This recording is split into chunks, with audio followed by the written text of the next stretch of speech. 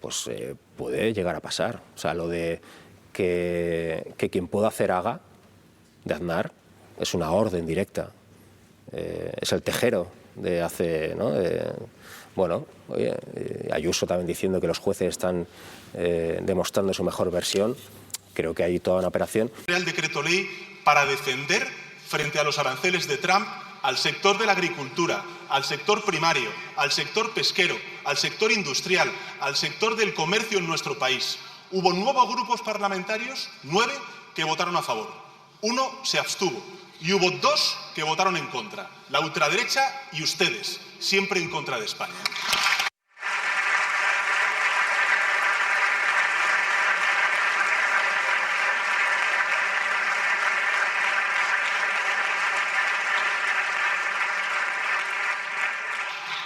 Muchas gracias, señor presidente. Señor Núñez Feijóo. Señor Sánchez, como no sale a la calle, usted no se entera. El PIB no se come. Hay que transformarlo en bienestar, en renta personal, en poder de compra, en una nevera llena. ¿Sabe que desde que usted es presidente se ha incrementado el precio de los alimentos un 37%? ¿Sabe que desde que usted es presidente el 77% de los jóvenes españoles dicen que no pueden tener una familia por falta de medios económicos? ¿Sabe por qué no contesta usted a qué dedica el dinero? Porque no quiere mencionar lo que está ocurriendo en España. Solamente me refiero a la última semana. Mordidas del Gobierno en rescate a empresas. Comisiones en contratos de obra pública. Su presidenta de Adif, ayer, imputada por malversación de caudales públicos. Por cierto, ¿cuántas veces tiene que interesarse su número 2 por las obras públicas para que el Gobierno las adjudique? Señor Sánchez, vendrán más ejemplos que ilustren lo que está pasando en España. Y mientras tanto, cortinas de humo de su gobierno, con los trenes, con los apagones y con una corrupción ya generalizada. ¿Qué es lo que quiere investigar usted? El televoto de Eurovisión. Mire, señor Sánchez, ya nada va a ocultar la realidad. Y es que el gobierno está vaciando la nevera de los españoles y llenando el bolsillo de sus corruptos, señor Sánchez. ¿Sabe una cosa?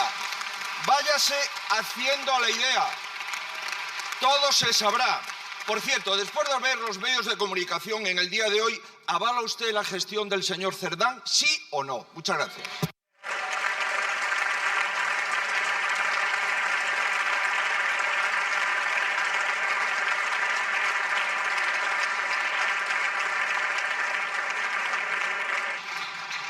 Muchas gracias, señor Núñez Feijóo. Señor presidente. Muchas gracias, señora presidenta. Para lo que hemos quedado, señor Feijóo. Usted que no venía a insultar y a lo que se dedica es a difamar a personas honestas. Y lo hace además una persona que se puso al frente del Partido Popular para tapar la corrupción de la señora Ayuso. En lo que ha quedado, señor Feijóo, salir de Galicia para acabar gobernado desde un ático de Chamberí. En todo caso, señoría, en todo caso, le diré lo siguiente. El mundo entero se está movilizando contra la barbarie de Netanyahu en Israel, en Gaza, perdón. El mundo entero. Y usted hace chistes sobre Franco. Menuda talla política, menuda falta de humanidad.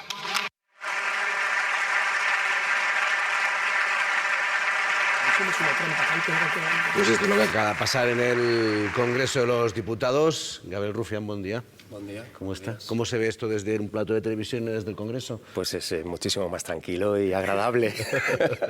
De todas formas, lo he visto flojo hoy, sobre todo al señor Feijóo, que como comentábamos fuera de cámara, es que siempre lee y yo creo que se podría aprender lo que dice, que son 2 minutos, que tampoco es muchísimo esfuerzo. Pero bueno, en fin, él sabrá. ¿Cómo ve la tensión política ahora mismo, el momento político?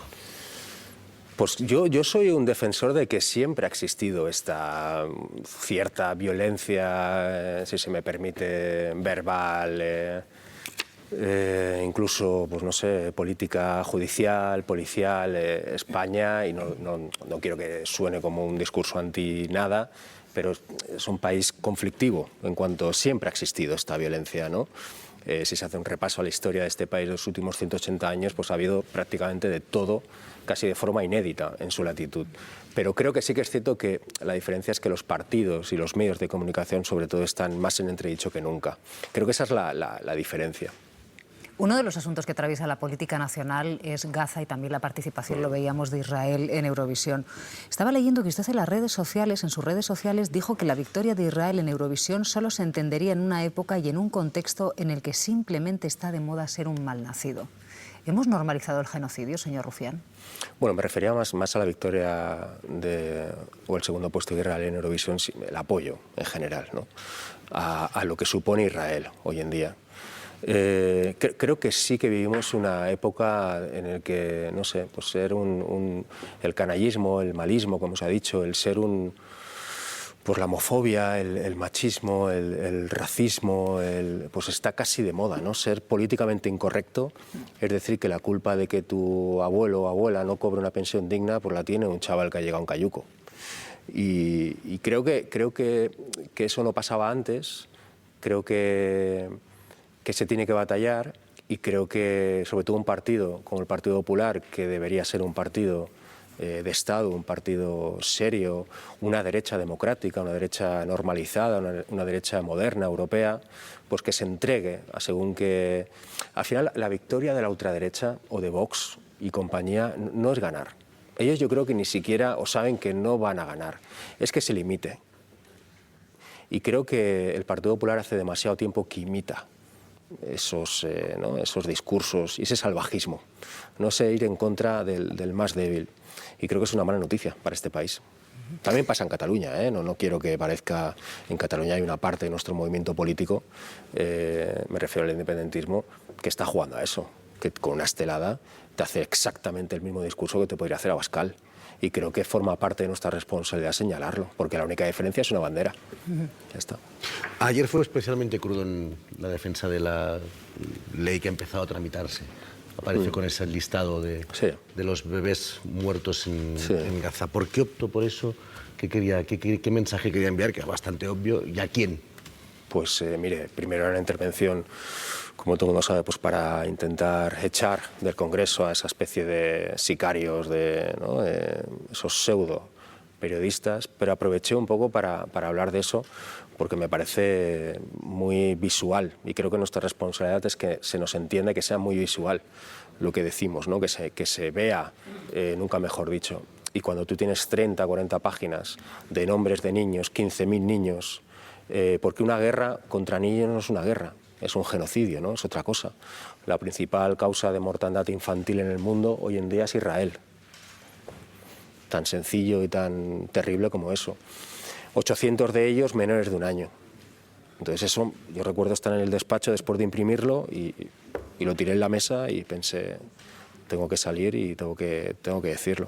Y yo reivindico la rabia, ¿eh? Yo creo que tenemos que salir a veces con rabia, con la indignación que hay entre la gente normal, decente. Y estoy convencido que hay votantes del Partido Popular que están indignados con lo que está pasando en Israel, sobre todo aquellos que tengan cierta sensibilidad, pues no sé, creyente, católica.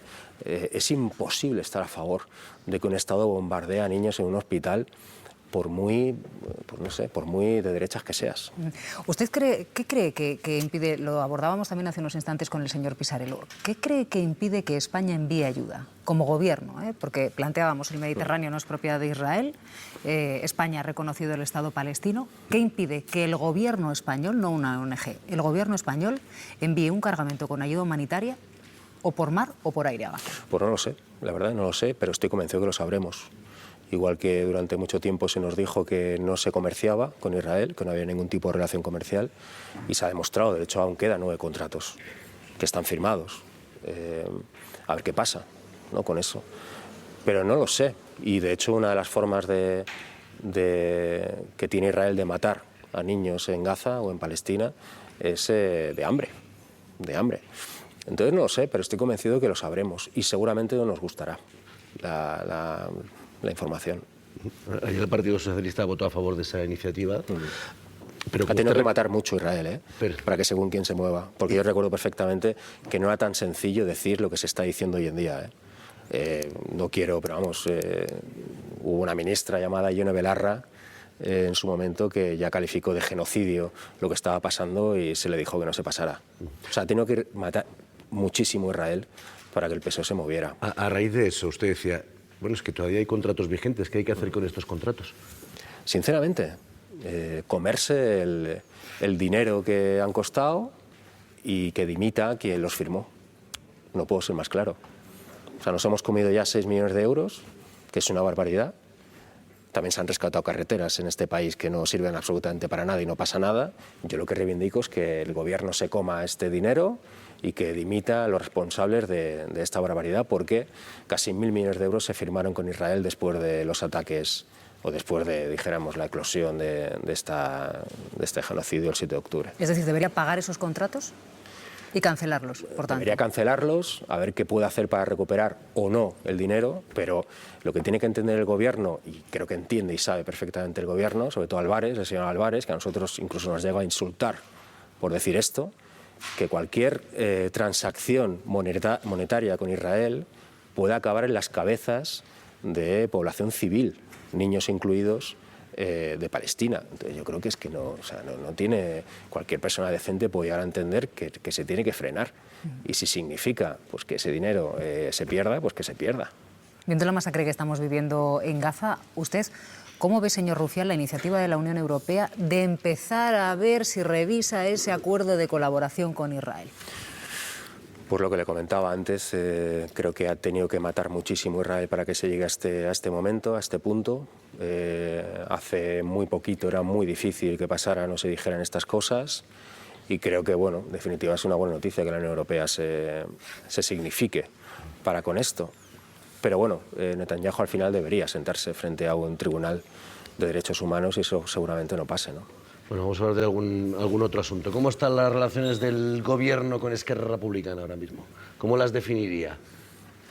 Tenemos una mala salud de hierro. Mala salud de hierro. Constante. Desde que empezó esto, ¿cuáles son las dolencias de esa mala salud de hierro ahora mismo? Falta, es que lo he dicho ya 1000 veces y seguramente nosotros también hemos cometido muchísimos errores. Creo que en Cataluña durante nuestros gobiernos pues, se vio perfectamente la dificultad que supone gobernar. Yo soy consciente, no quiero hacer el discurso fácil, pero es que al PSOE le cuesta mucho hacer según qué cosas. Le pongo un ejemplo, mire, nosotros estamos intentando mejorar la ley de vivienda. ¿Que ha supuesto mejorías? Sí, pero sigue costando un piso miserable en Madrid, Barcelona, Bilbao, Sevilla, como si fueran Palacete, ¿no? Entonces tenemos que intentar mejorarlo. Pues el PSOE se pliega a los intereses de la derecha catalana, en este caso Junts, que no quiere que esa ley o el periodo de enmiendas pues se cierre, ¿no? Para que se pueda debatir, para que se pueda aprobar, en definitiva, acelerar el proceso. Y esto el PSOE pues, no quiere o no se planta frente a Junts. Pues no sé, pues, ¿qué tenemos que hacer nosotros? Que pierda votaciones. Entonces es constante, o sea, el PSOE el único lenguaje que entiende es el de... Entonces pierde una votación el PSOE, el gobierno está débil. ¿Qué pasa con el PSOE? Pues es que claro, es que el PSOE no hace, es que se lo tiene que obligar. Es muy cansado. Pero la alternativa es aún peor, ¿eh? En el caso de la vivienda, señor Rufián, ¿qué 2 medidas urgentes, por decir 2 o 3 medidas urgentes, creen ustedes que tendría que ponerse en marcha? Porque ya hace meses que se ha detectado que este es un problema de principal orden. Totalmente. Para los españoles. Sí, sí, la recuperación de los pisos de la Sareb, yo creo que es perentorio. Y luego, bajo mi punto de vista, creo que ampliar o que fuera muchísimo más garantista el contrato de alquiler. O sea, casi in eternum, pero vamos, debería ser... No debería haber el abuso este de cada 3, 4, 5 años, de repente te suben alquiler por duplicado. Creo que eso es clave. Volviendo un poco a la respuesta anterior, usted decía, pues que pierdan votaciones y así vale la pena mantener una legislatura. Pero es que le puedo asegurar que es que no entienden otro lenguaje. No entienden otro lenguaje que tocarles la agenda legislativa. Entonces tenemos que ser milimétricos, que no sea lesivo para la gente, que no sea autolesivo para nosotros, pero es la única manera, se lo puedo asegurar. ¿A mí me gusta que sea así? No, no me gusta. Me encantaría poder decir al PSOE, mira, aquí hay una mayoría, no mayoría ya, pero bueno, una serie de formaciones políticas que estamos por intentar mejorar la agenda legislativa, deja de fijarte tanto en el PP y en Junts. Porque al final el mensaje, cuando cuidan tanto, entre comillas, a gente como Junts, el mensaje que lanzan es, si quieres que pase algo, sé un chungo. ¿Y su relación con Junts cómo va? Inmejorable. No se puede mejorar. Señor Rufián, lo digo porque ustedes tienen en la mano, cada uno de, tanto Esquerra como Junts, tienen en la mano vetar el acuerdo al que llega el otro. Pero que sepa, de momento no lo han hecho nunca. Daría la sensación de que hay un pacto de no agresión. Nosotros hemos votado, sobre todo el último año, de forma muy diferente a Junts, más que nada porque Junts el último año ha votado casi siempre con PP y con Vox. Que eso es algo que en Cataluña, no sé, por lo que sea, no se dice mucho, pero pasa. Pero podrían vetar muchísimo más. ¿Hay un pacto de no agresión o no entre Esquerra y Junts? Le puedo asegurar que no hay ningún tipo de pacto más allá de intentar pues reivindicar, como ustedes saben, el conflicto político que creo que aún se vive para con Cataluña, pero somos formaciones políticas muy diferentes, con ideologías muy diferentes. Eso durante un momento nos hizo muy ganadores, pero también hoy en día, con una convergencia o con una derecha catalana alineada con posicionamientos cada vez más reaccionarios, pues yo evidentemente como portavoz de Esquerra Republicana el tiempo que esté, yo eso no me voy a apuntar a eso. Es curioso que el Gobierno mantiene todavía la esperanza de aprobar presupuestos este año, al menos no ha dicho que no lo vaya a hacer. Ustedes ya han dicho que este año no, que no cuenten con sus votos, entiendo. ¿Qué tiene que pasar para 2026? Es decir... Que cumpla lo de 2022, me parece. Andamos con cosas de 2022 y luego que cumplan con cosas de 2023 y luego ya 2024. Es que cuesta mucho que cumplan. ¿Usted lo ve viable que en 2026 puedan apoyar las cuentas? Sé que falta mucho, pero con tanta cuenta pendiente... Depende del PSOE. Creo que es la primera vez... Y le entiendo la pregunta, pero creo que es la primera vez que se nos pregunta tanto a las formaciones políticas, dijéramos, que más minoritarias, que estamos por la negociación, se nos pregunta tanto y tan poco al principal partido de gobierno, que sería muy sencillo. Es decir, a ver, ¿qué falta? Esto, venga, va, sí. Porque nosotros lo que no podemos hablar es de nuevos compromisos si incumplen de forma reiterada compromisos antiguos. Sería casi, pues no sé, minar nuestra credibilidad. Ustedes en la Generalitat convocaron elecciones cuando no pudieron aprobar unos presupuestos y perdieron el gobierno como consecuencia de eso. ¿Cree que el gobierno tiene que actuar así? ¿Tendría que convocar elecciones si no puede aprobar unos presupuestos? Ustedes lo hicieron, insisto. No sé, sí, yo creo que los presupuestos son importantes, es la principal ley que tiene un gobierno, pero bueno, ha habido experiencias de gobiernos, el propio Partido Popular le ha pasado, que han sobrevivido dijéramos, a legislaturas o con prórroga de presupuestos. No lo sé. A mí me da la sensación de que el PSOE seguirá instalado en esta especie de malmenorismo, ¿no? De que claro, es que esta gente es muy, muy mala y si no estoy yo, esta gente nos va a comer. Y tienen razón, pero creo que un día se le acabará la suerte. Al PSOE un día se le acabará el cuento y será una muy mala noticia para la gente. Y de hecho en Cataluña, hay muchísima gente dentro del independentismo que aboga porque ya llegue un gobierno de PP y Vox. ¿Por qué? Pues porque así al independentismo históricamente le ha ido mejor, eso es cierto. Pero yo me niego a que el crecimiento de mi movimiento político se base en el sufrimiento de la gente, porque con PP y con Vox va a sufrir muchísimo la gente, muchísimo. Un diagnóstico, señor Rufián, después de la aprobación de la ley de amnistía, ¿cómo ve la salud del movimiento independentista en Cataluña? Yo creo que hay muchísima gente a la espera de que pase algo. También hay muchísima gente, por qué no decirlo, decepcionada. Creo que también hay muchísima intoxicación. Dese cuenta que en Cataluña hay gente que ha estado 4 años en la cárcel, 4 años en la cárcel, que estuvo condenada con sentencias judiciales por 13 años, me refiero a Oriol Junqueras, y hay medios de comunicación en Cataluña que le llaman traidor. Es una toxicidad bestial. Creo que hay un poder en Cataluña, que es el poder digital, sobre todo, que controla muchísimo la derecha catalana, que está haciendo muchísimo daño al movimiento. Más allá de todo esto, usted ha denunciado la llamada Operación Cataluña. La llamada Operación Cataluña. ¿Cree que se está haciendo lo suficiente para esclarecer cómo operaba esta supuesta trama? Sí, ahora. Pero la pregunta no es qué hizo Villarejo. La pregunta es quién es el Villarejo de ahora. Y seguramente hay algún Villarejo hoy en día. ¿Ahora, en este momento? Seguro. ¿Que esté actuando contra el movimiento independentista catalán, señor Rufián? Y contra ustedes. Sí, nosotros lo dijimos durante mucho tiempo y se lo dijimos al PSOE. Quien crea que esa Operación Cataluña es una operación solo Cataluña o solo contra el independentismo se equivoca enormemente.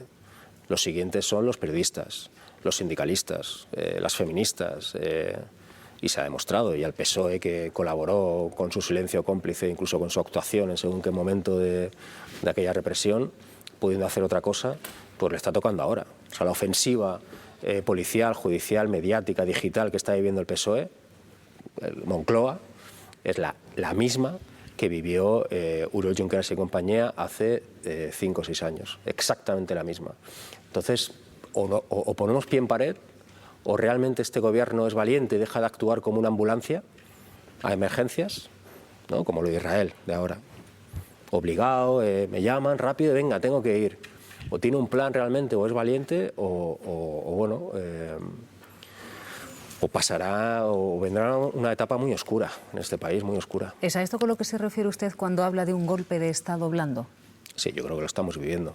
Creo que el hecho de que el hermano del presidente, la mujer del presidente, todo el mundo sabe que no se sostienen las causas, que la intoxicación constante, que haya mercenarios que te acosan en el Congreso, que te acompañan o te persiguen hasta la escuela de tus hijos, eso es constante en la izquierda.